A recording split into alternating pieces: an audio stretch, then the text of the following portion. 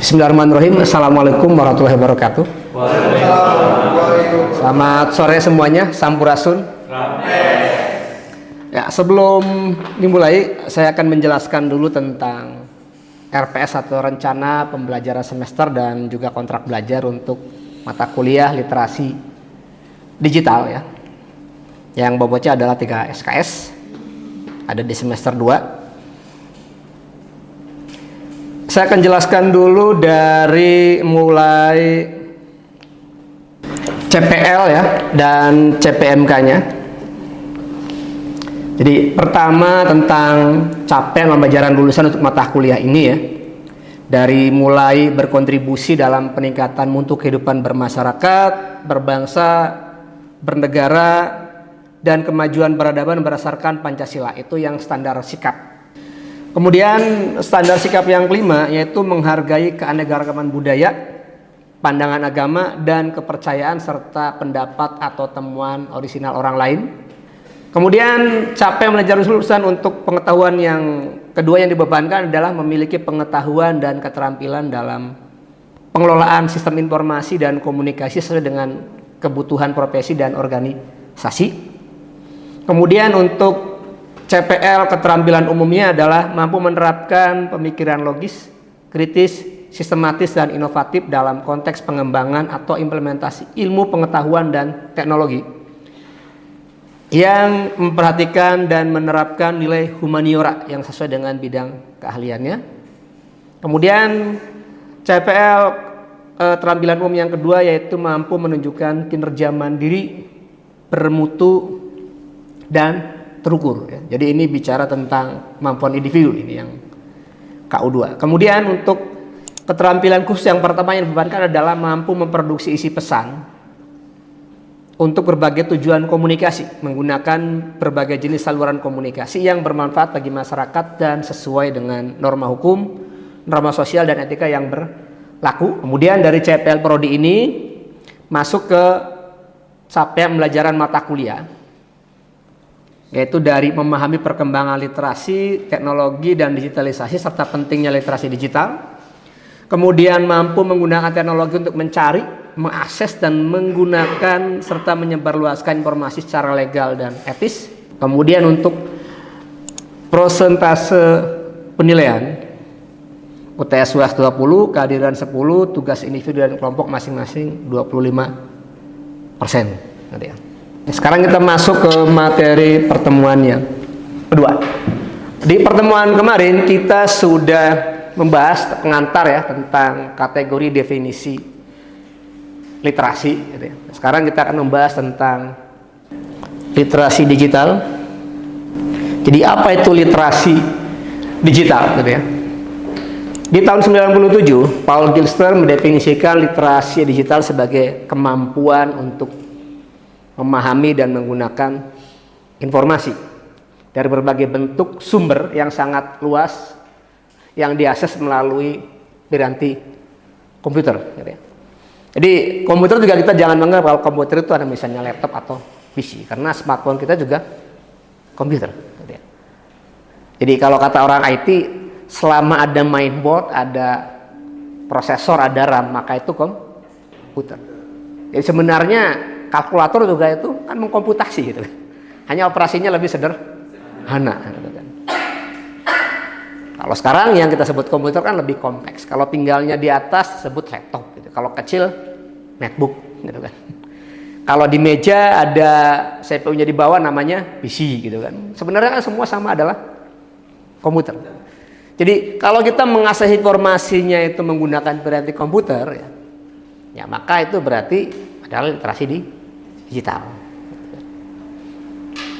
Kemudian 4 tahun kemudian Bode menambahkan literasi digital adalah literasi yang berakar pada 2 aspek, yaitu literasi komputer dan literasi informasi. Yang nanti informasi ini juga akan mengarah ke literasi 10 tahun kemudian. Dari hasil risetnya, Belso itu kemudian mengembangkan atau menawarkan 8 elemen dalam pengembangan literasi. Pertama adalah kultural, gitu ya. Jadi kita harus sadar bahwa setiap orang yang terkoneksi di internet terhubung itu kan punya latar belakang budaya yang berbeda, gitu kan. Jadi jangan menganggap bahwa itu budayanya disamaratakan. Gitu kan. Kemudian yang kedua adalah elemen kognitif, penilaian konten. Jadi kita harus bisa menilai konten. Ini bagus apa enggak sih, gitu kan, kontennya. Ini baik apa enggak sih? Ini punya manfaat apa enggak sih? Nah, itu kita harus punya kemampuan itu. Yang ketiga adalah ya konstruktif, kreasi dan merekreasi. Jadi kita harus bisa membuat sesuatu. Jadi apa yang kita hasilkan dari kemampuan kita berliterasi digital. Yang ketiga yang keempat adalah komunikatif, ya. Teknologi informasi, penguasaan kita sejauh mana. Kemudian yang kelima adalah kepercayaan diri yang bertanggung jawab. Jadi kalau misalnya kita di medsos gitu kan, update status atau menulis konten apapun gitu ya, kita harus kemudian percaya diri bahwa ya kita juga harus bertanggung jawab terhadap apa yang kita tulis gitu. Makanya ada yang pernah bilang jarimu adalah harimaumu. Jadi kalau kita salah sedikit dalam menulis, ya itu bisa jadi masalah. Karena banyak kasus-kasus misalnya seperti hate speech, bullying dan sebagainya, itu kan juga kadang-kadang awalnya nggak sengaja. Kemudian keenam, kreatif. Saya yakin di Indonesia generasi muda di era digital sudah sangat kreatif. Mungkin yang ketujuh ini yang kemudian harus kita lihat, yaitu kritis. Nah, banyak dari kita itu kemudian kurang bisa mengkritisi gitu, apa yang ada di dalam ruang digital. Dan yang terakhir, kedelapan adalah bertanggung jawab secara sosial. Jadi misalnya contoh ya, kita nggak menyebarkan misalnya berita palsu atau berita hoax gitu ya. Yang kita sebarkan fakta, tapi masalahnya fakta itu kemudian punya dampak yang baik atau buruk gitu kan. Nah, kemudian pengembangan literasi digital dari Myers dan Fowler ya, dalam buku Gerakan Literasi Nasional yang nanti Anda bisa download gratis gitu kan bukunya. Ada 3 level gitu kan. Level 1 kompetensi digital, level 2 penggunaan digital, level 3 transformasi di digital. Saya yakin di sini banyak yang kemudian sudah mencapai level 3 gitu ya. Karena sudah inovatif dan kreatif gitu. Tapi masalahnya mungkin banyak yang level 1-nya itu nggak betul-betul lolos. Jadi kompetensinya itu kita banyak melihat aspek kompetensi digital itu dari apa? Dari skillnya saja, ya kan? Anda mampu menggunakan perangkat ini, mampu nyari ini, nyari itu dan sebagainya. Tapi misalnya pendekatan, perilaku, gitu kan, sikapnya, kemudian aspek etika dan hukumnya itu kadang-kadang kita nggak paham, gitu kan. Jadi kompetensi digital tidak cukup hanya keterampilan, tapi juga harus tentang paham tentang berperilaku di mana sih di ruang digital itu harus seperti apa, gitu kan. Makanya di pertemuan minggu sebelumnya saya membahas tentang 4 kategori literasi dari Knobloch, yang mana di kita kebanyakan itu mentoknya di kategori definisi fungsional, gitu kan. Nah, sekolah ini kan mengajarkannya kebanyakan itu, baca, tulis, hitung, gitu kan. Itu kan literasi fungsional. Tapi nggak pernah diajarkan secara detail, misalnya tentang literasi kategori budaya ataupun pengembangan diri yang banyak mengajarkan tentang toleransi. Yang mana titik penting di toleransi itu apa? Toleransi itu nggak bisa diajarkan dengan mudah, nggak bisa belajar toleransi, kemudian workshop toleransi, kemudian besoknya langsung toleran, kan nggak ada itu. Maka butuh waktu yang cukup panjang gitu kan untuk memahami toleransi. Jadi kalau kita simpulkan dari beragam definisi tadi, kira-kira apa sih literasi digital itu kalau kita ingin dibikin kompleks definisinya? Literasi digital adalah kemampuan dalam menggunakan teknologi untuk mencari, mengakses, ingat ya, kemampuan menggunakan teknologi untuk mencari dulu. Setelah mencari baru mengakses, kemudian baru memanfaatkan, dan terakhir menyebar luaskan. Kan kalau Anda forward itu kan menyebar luaskan. Kalau Anda kemudian dapat info, Anda bisa ngedit, kan berarti cuma memanfaatkan. Atau Anda ngutip itu memanfaatkan. Anda mendownload itu mengakses, gitu kan. Jadi tidak cukup hanya mencari atau mengakses, harus bisa sampai memanfaatkan dan menyebar luaskan. Barulah Anda dikatakan terliterasi secara digital. Nah, bicara literasi digital, secara nasional ada namanya gerakan literasi nasional. Apa sih gerakan literasi nasional? Jadi menurut Kementerian Pendidikan, gerakan literasi nasional adalah gerakan yang muncul, ya. Apa urgensinya munculnya? Karena pertama, dianggap bahwa literasi melahirkan kebudayaan dan peradaban manusia, gitu kan. Bahkan kalau kita bicara misalnya aksara, itu adalah salah satu penemuan yang paling hebat. Karena dengan dibuatnya aksara, kemudian orang bisa belajar dan mengajarkan. Dari situlah kita, kalau dari era perkembangan teknologi menurut McLuhan, kita masuk era yang kedua, yaitu era literasi, gitu kan. Baru yang ketiga cetak, yang keempat elektronik. Yang kedua urgensinya, hal penting untuk berpartisipasi di dunia modern, gitu kan. Sekarang karena dunianya adalah sudah global, ya. Semua sudah terhubung lewat jaringan. Kalau kita tidak cakap secara digital, ya kita akan sulit kemudian untuk bergaul. Dan bahkan dikatakan yang ketiga, literasi digital merupakan kecakapan hidup. Bayangkan kalau Anda gaptek gitu misalnya kan. Sekarang transaksi pakai mobile banking, pakai QRIS gitu kan. Bayangkan kalau gaptek, gimana mau bayarnya gitu. Walau memang di Indonesia itu memang pemerataannya belum mencukupi gitu ya. Kalau kita misalnya bandingkan memang dengan negara maju cukup jauh banget gitu ya. Misal di Amerika itu kan mayoritas transaksi kan sudah cashless. Karena PKL saja itu sudah punya mesin edisi minimal untuk baca kredit card minimal. Tapi di kita kalau beli gorengan kan nggak mungkin bayarnya pakai QRIS misalnya kan. Ya mungkin ada beberapa tapi kan nggak semuanya gitu kan. Jadi dari GRIS itu kemudian digagaslah gerakan literasi nasional di Indonesia yang diharapkan untuk pertama menciptakan tatanan masyarakat dengan pola pikir dan pandangan yang kritis, kreatif. Tapi saya yakin kreatif ini sudah cukup, cuma kritis saja yang belum. Kreatif karena bisa bikin isu, bisa bikin black campaign gitu kan, bisa jadi buzzer itu kan kreatif gitu kan. Jadi kalau bicara kreativitas itu orang Indonesia sudah bagus. Hanya kritisnya itu, ada info langsung dipercaya, tidak dicari sumbernya. Betul nggak informasinya gitu kan. Jadi kritisnya ini yang kurang. Yang kedua, menciptakan masyarakat yang tidak mudah termakan isu provokatif. Ini yang kadang-kadang juga bikin rame di Indonesia kan kayak gitu. Ada isu sedikit langsung rame. Padahal belum tentu kan informasinya itu adalah fakta atau bukan. Gitu ya. Yang ketiga, menciptakan masyarakat yang tidak menjadi korban informasi hoax. Gitu ya. Sudah cukup banyak korbannya, gitu kan. Jangankan sekelas tukang beca, dosen juga banyak yang jadi korban dari hoax itu. Jadi kalau cerita di era COVID itu banyak sekali kemudian hoax tentang itu, kemudian dosen banyak juga yang tidak kritis gitu kan. Langsung kemudian percaya, kemudian jadi panik. Yang keempat, menciptakan masyarakat yang tidak menjadi korban penipuan yang berbasis di digital. Kan sekarang kan marak gitu ya. Dengan beragam bentuk, beragam modus, beragam cara gitu kan.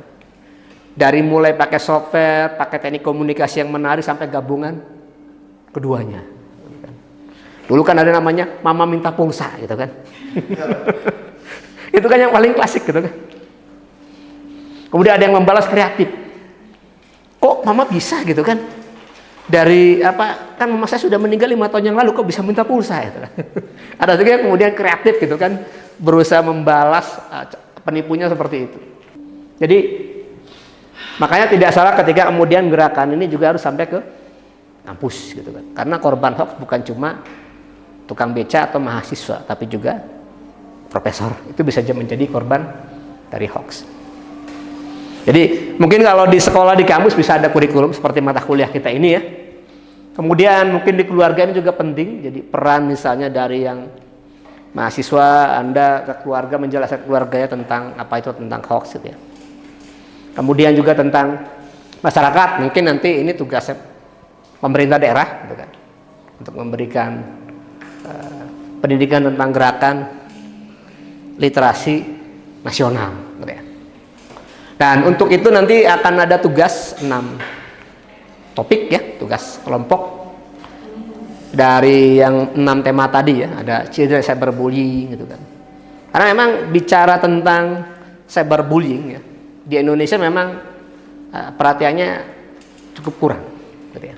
Apalagi kalau bicara bullying, karena saya pernah baca beberapa riset di luar seperti di Australia, itu ternyata 90% narapidana di sana itu dulunya punya pengalaman bullying. Jadi 90% narapidana di Australia itu dulunya pernah menjadi pelaku atau korban bullying. Artinya bahwa bullying ini kemudian melahirkan kriminalitas gitu kan. Kesimpulannya seperti itu kira-kira. Itu hasil riset di sana. Karena di sana sampai hampir 20 tahunan risetnya. Jadi orang yang dibully itu jadi pelaku ya Pak ya? Ya, itu jadi pelaku. Gitu. Jadi risetnya seperti itu karena katanya ada tiga kategori gitu ya. Ada leader gitu kan, yang memulai bullying gitu kan. Ada juga follower yang ikut-ikutan. Ada yang dibully dia ikut. Ada juga yang kemudian penonton, yang menjadi supporter. Kan sering terjadi ya, follower ya kemudian supporter lah kira-kira. Supporter yang Mendukung gitu kan. Karena ada yang dibully dia nonton. Dia nggak ikut membuli tapi kemudian menonton sehingga orang yang membuli jadi bersemangat. Jadi dia diem tapi dia nggak astagfirullahaladzim. Itu yang terjadi gitu kan. Dan yang lebih parah lagi adalah kadang di Indonesia bully itu dianggap tradisi ya itu. Di Indonesia tuh Pak bener banget. Gak usah jauh-jauh gitu kan. Di sini. Dulu namanya istilah perpeloncoan gitu kan. Itu dianggapnya biasa kan. Jadi masalah kita anggapnya biasa kan sudah tradisi. Ada junior yang baru awalnya ketika dia junior dibully sudah jadi senior membuli juniornya. Kan seperti itu kan. Senior yang membuli juga. Makanya saya bilang kenapa kadang dianggap sebagai sebuah tradisi. Bener. Dan masalahnya hari ini ketika era digital, bullying itu pindah ke ranah digital. Kalau dulu eranya itu tatap muka, bullying misalnya di sekolah ya hanya ketika sekolah. Pulang sekolah nggak dibully lagi. Sekarang di era digital, bullyingnya bisa 24 jam. Lebih ya Pak ya. Lebih gitu kan. Makanya banyak kemudian korban cyberbullying itu di negara-negara luar itu kemudian bunuh diri. Kenapa cukup banyak bunuh diri ya? Karena depresinya lebih tinggi. Bunuh diri, aduh. Kenapa? Karena bullyingnya 24 jam. Susah hilangnya Pak ya. Coba ada nggak dari Anda yang pernah melihat atau mengalami cyberbullying? Ya. Bully tadi ya Pak. Bully Pak. Aduh. Leadernya ada di sini. Nah itu yang jadi masalah. Kadang kita menganggap itu sebagai hal yang wajar gitu kan. Seakan jadi tradisi gitu kan. Wah ini anak baru nih, wah harus di ospek dulu gini. Nah, itu kan. Harus dilanjut tuh. Nah, itu sebenarnya adalah bully gitu kan. Cuma karena kita sudah seakan menjadi tradisi sehingga menganggap itu hal yang biasa gitu kan. Wajar gitu kan. Kalau sekarang kan ya baru kemudian wah ternyata itu mungkin karena dulu ketahanan mentalnya tinggi karena tingkat stresnya kan kecil gitu ya. Kemungkinan gitu ya secara psikologis. Jadi ketika jadi korban bully mereka lebih kuat. Kalau sekarang dengan kehidupan global hari ini tingkat stres tinggi. Jadi kena bully sedikit langsung down. Kenapa? Tingkat stres tinggi. Misalnya bicara kompetisi saja misalnya. Dulu kan yang kuliah itu kan hanya beberapa orang. Sekarang hampir semua orang itu mungkin di daerah Anda kuliah. Jadi ketika Anda pulang ke kampung jadi sarjana itu bukan hal yang luar biasa karena sudah banyak yang sarjana sehingga kompetisinya kan tinggi gitu kan. Kalau zaman dulu kan sedikit yang sarjana gitu kan. Makanya kan dulu Bung Karno lulus jadi insinyur aja dianggap orang paling hebat gitu kan. Karena yang kuliah di Indonesia tidak banyak zaman dulu gitu. Oke, ada yang mau ditanyakan? Ya, sudah paham dengan apa yang dijelaskan? Ya, bukan hanya media sosial ya. Karena kan misalnya kayak forum-forum itu sebenarnya apa ya? Nggak bisa dikatakan murni sebagai sebuah media sosial. Mungkin orang media sosial lebih terbuka. Kalau forum kan lebih tertutup ya. Kalau zaman dulu ada Kaskus, kalau sekarang sudah nggak ada gitu ya. Jadi saya ingat zaman dulu ketika belum ada medsos gitu kan. Memang kalau kita bicara istilah kan, istilahnya mulai dari awalnya cybermedia, gitu kan. Jadi kalau hari ini masih ada orang pakai istilah cybermedia itu orang jadul, orang tahun 90-an. Karena istilah itu keluar tahun 90-an oleh Minnie McAdams yang sekarang sudah profesor, gitu ya. Kalau dulu belum. Dari Amerika, dia yang pertama kali mengeluarkan istilah cybermedia. Tapi di Indonesia istilah media cyber itu baru populer sekarang, ketinggalan kan. Kemudian muncul istilah yang namanya new media yang pertama kali digagas oleh Sonia Livingstone tentang bagaimana media massa kemudian bertransformasi punya interaktivitas. Contohnya apa? Kalau pas acara sahur, TV itu jadi dua arah komunikasinya kan. Tapi ketika itu searah lagi. Nah ketika itu TV menjadi new media. Makanya kalau ada membahas Facebook, membahas Instagram penelitiannya, kemudian konseptualnya pakai new media, ya itu nggak pas. Karena kalau new media, TV juga bisa jadi new media. Akhirnya istilah itu kemudian bergeser lagi karena muncul istilah di tahun 2005-an yang namanya social network, jejaring sosial, yang banyak dialamatkan waktu itu ke Facebook. Kemudian muncul Twitter yang sekarang berubah nama jadi X. Baru setelah 2010-an nama sosial media lebih populer. Jadi sebelum 2010 lebih populer social network. Jadi kalau Anda pakai istilah social network, Anda nggak bisa mencakup Instagram, nggak bisa mencakup TikTok, nggak bisa mencakup YouTube. Jadi paling banyak mencakup adalah Facebook dan X, gitu ya. Tapi kalau Anda pakai istilah new media, nanti TV itu ke bawah, radio ikut ke bawah. Makanya harus tadi pakai istilah. Tapi kalau Anda pakai istilah sosial media, Anda bisa mencakup YouTube, mencakup apa lagi? Facebook, TikTok, gitu kan, X dan sejenis itu. Tapi kalau kayak forum-forum itu sebenarnya nggak masuk ke situ, gitu ya. Karena sebenarnya forum itu kan usianya cukup tua. Kan ada yang forum game, ada forum apa. Kan dulu kasus pertama kali dibuat itu kan untuk forum bergosip. Makanya kan singkatannya kan kasak kusuk, gitu kan, kaskus. Gitu. Kemudian jadi lapak pertama itu kan untuk jualan. Gitu. Sebelum ada marketplace seperti hari ini, gitu ya. Belum ada misalnya ya Tokopedia, kemudian Shopee dan sebagainya. Walaupun ya kita lihat hari ini ya beberapa di antaranya sudah mulai kolaps, gitu ya. Tokopedia kolaps, JD.ID juga kolaps, gitu.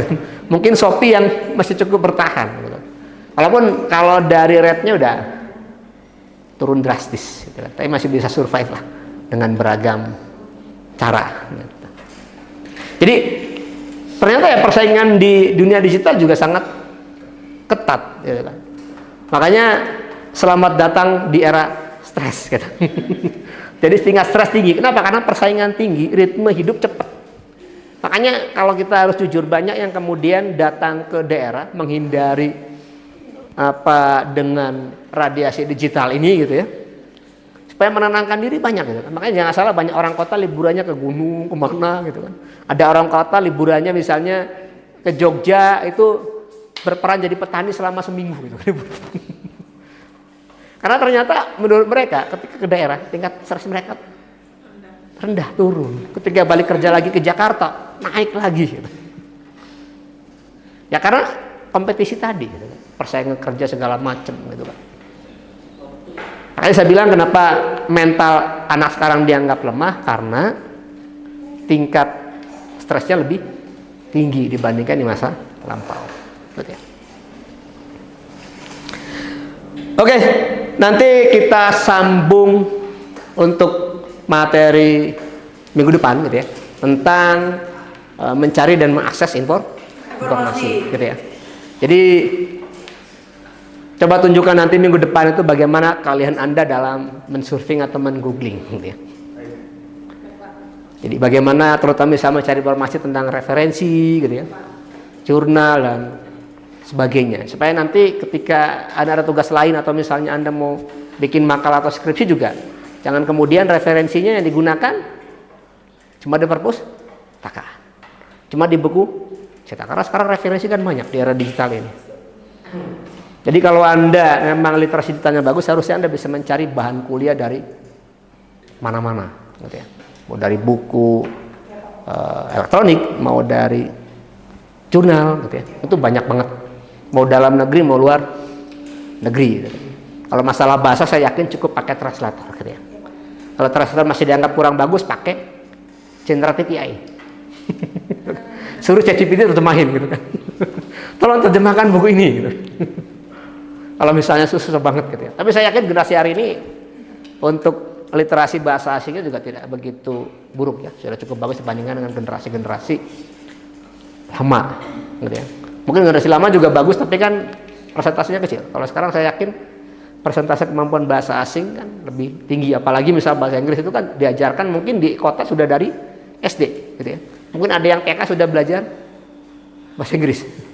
Sehingga kemudian ya harusnya untuk bicara referensi dalam bahasa asing tidak menjadi sebuah kendala. Gitu ya. Oke, saya akhiri. Assalamualaikum warahmatullahi wabarakatuh. Waalaikumsalam warahmatullahi wabarakatuh.